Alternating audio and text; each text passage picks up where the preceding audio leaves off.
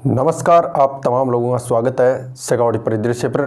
मैं मनोज कुमार सेन आप लोगों से एक बार फिर से एक नए वीडियो और एक नई अपडेट के साथ मुखातिब हो रहा हूं। राजस्थान की 15 लोकसभा सीटों पर भारतीय जनता पार्टी ने अपने प्रत्याशियों के नाम घोषित कर दिए हैं। वहीं कांग्रेस पार्टी भी अब प्रत्याशियों को लेकर अपनी कवायद में जुट गई है। कांग्रेस पार्टी सूत्रों की अगर बात माने तो कांग्रेस ने पहले हर लोकसभा सीट पर 2-3 प्रत्याशियों को चुन रखा था जिनका नाम लिस्ट में आना तय था। यानी हर सीट पर कांग्रेस ने किसी पर 2 तो किसी पर 3 प्रत्याशियों के नाम सेलेक्ट कर रखे थे, जिनमें से उनको एक प्रत्याशी को चुनना था।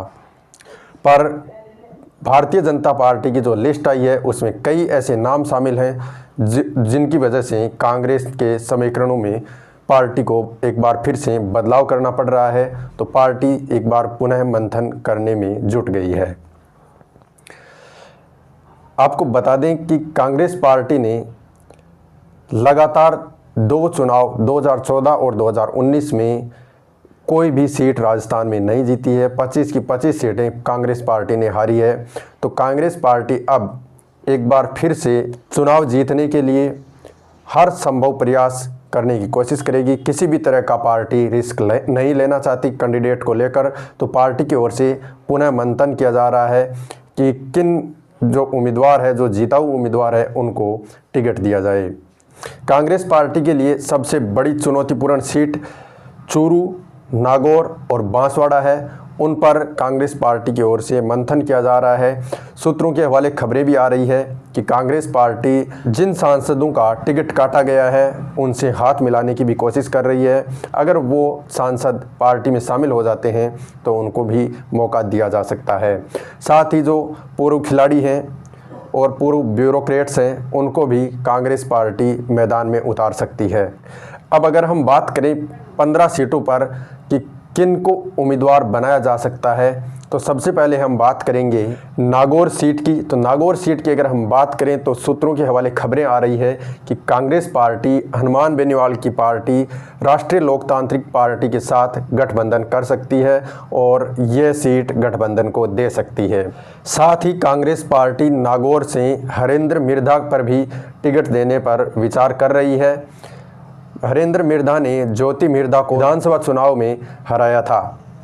इससे पहले ज्योति मिर्धा 2014 और 2019 का चुनाव कांग्रेस की टिकट से हार चुकी है।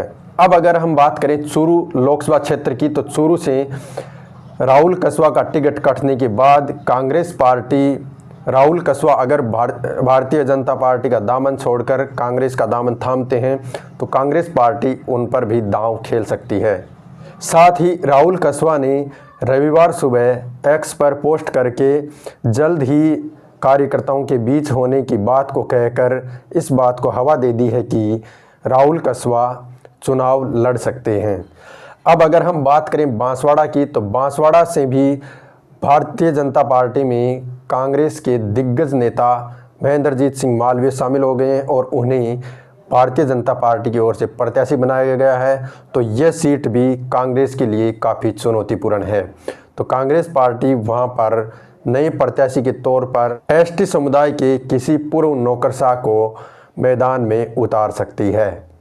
अब अगर हम बात करें चित्तौड़गढ़ और बाड़मेर की, तो बाड़मेर और चित्तौड़गढ़ की ओर से कांग्रेस पार्टी जो निर्दलीय विधायक हैं रविंद्र सिंह भाटी है, प्रियंका चौधरी है, उनसे हाथ मिलाने की कोशिश कर रही है। अगर कांग्रेस पार्टी इन लोगों को निर्दलीय विधायकों को अगर अपने फेवर में कर पाती है तो वहां पर कांग्रेस पार्टी के लिए जीत की राह आसान हो सकती है। अगर कांग्रेस पार्टी चूरू, नागौर और बाड़मेर चित्तौड़गढ़ में इस तरह की रणनीति बनाने में कामयाब होती है तो कांग्रेस पार्टी के लिए ये काफ़ी फायदेमंद होता है और कांग्रेस पार्टी यहाँ से सीट निकालने में कामयाब भी हो सकती है। अब अगर हम अलवर लोकसभा क्षेत्र की बात करें तो वहाँ से नाम सामने आ रहा है भंवर जितेंद्र सिंह, डॉक्टर करण सिंह, ललित यादव, संदीप यादव का नाम सुर्खियों में चल रहा है। वहीं अगर अब हम बात करें झालावाड़ की, अगर हम बात करें तो झालावाड़ से प्रमोद भाया जैन को और राम नारायण मीणा को कांग्रेस प्रत्याशी बना सकती है। इन लोगों को टिकट दे सकती है इनमें से किसी एक को। चूरू की अगर बात करें तो चूरू अगर राम सिंह कस्वा पार्टी में अगर शामिल होते हैं तो उनको टिकट दे सकती है। साथ ही कृष्णा पूनिया का भी नाम है, वो सुर्खियों में चल रहा है, और रफीक मंडेलिया को भी टिकट कांग्रेस पार्टी दे सकती है। अगर कोटा की बात करें तो शांति धारीवाल, अशोक चांदना और राम नारायण मीणा को कांग्रेस टिकट दे सकती है। उदयपुर की बात करें तो उदयपुर में दयाराम और रामलाल मीणा में से किसी एक को उम्मीदवार बनाया जा सकता है। बीकानेर, ये सीट कांग्रेस पार्टी पिछले 4 लोकसभा चुनाव से हारती आ रही है। यह सीट कांग्रेस के लिए बड़ी चुनौतीपूर्ण सीट है। इस पर भी कांग्रेस पार्टी एक रणनीति के तहत आगे बढ़ रही है। तो इस सीट पर कांग्रेस गोविंद राम मेघवाल व शिमला नायक और मोडाराम में से किसी को प्रत्याशी बना सकती है। जोधपुर की अगर बात करें तो वैभव गहलोत, मानवेंद्र सिंह जायसवाल को, इन दोनों में से किसी एक को प्रत्याशी बनाया जा सकता है। जालोर की अगर बात करें तो वैभव गहलोत, रतन देवासी और ओम सिंह को प्रत्याशी बनाने की खबरें आ रही हैं। भरतपुर की अगर बात करें तो संजना जाटव को प्रत्याशी कांग्रेस की ओर से बनाया जा सकता है। पाली की अगर बात करें तो दिव्या मदेरणा, संगीता चौधरी, बद्रीराम जाखड़ और सुनील चौधरी में से किसी एक को प्रत्याशी बनाया जा सकता है। अब अगर सीकर की बात करें तो सीकर की सीट कांग्रेस के प्रभुत्व वाली सीट है।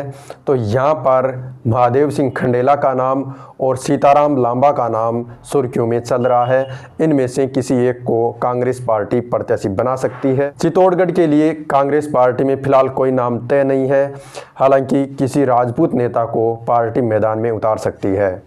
बाड़मेर की अगर बात करें तो हेमाराम चौधरी का नाम सबसे आगे चल रहा है। वहीं इनके साथ कर्नल सोनाराम और प्रभा चौधरी भी इस रेस में शामिल हैं।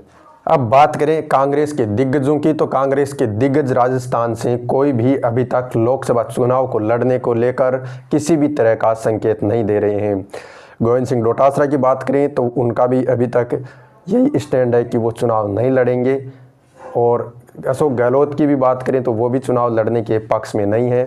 वहीं अगर भारतीय जनता पार्टी की अगर बात करें तो भारतीय जनता पार्टी के शीर्ष नेता प्रधानमंत्री नरेंद्र मोदी, गृह मंत्री अमित शाह, राजनाथ सिंह और राजस्थान से गजेंद्र सिंह शेखावत, अर्जुन राम मेघवाल, कई बड़े दिग्गज नेता चुनावी मैदान में हैं। लेकिन कांग्रेस पार्टी से राजस्थान में कोई बड़े दिग्गज नेता चुनावी मैदान में नहीं है। वहीं कांग्रेस के अध्यक्ष मल्लिकार्जुन खड़गे राज्यसभा सांसद है और सोनिया गांधी भी राज्यसभा से सांसद हैं, तो उनके भी चुनाव लड़ने की खबरें कहीं से नहीं आ रही है।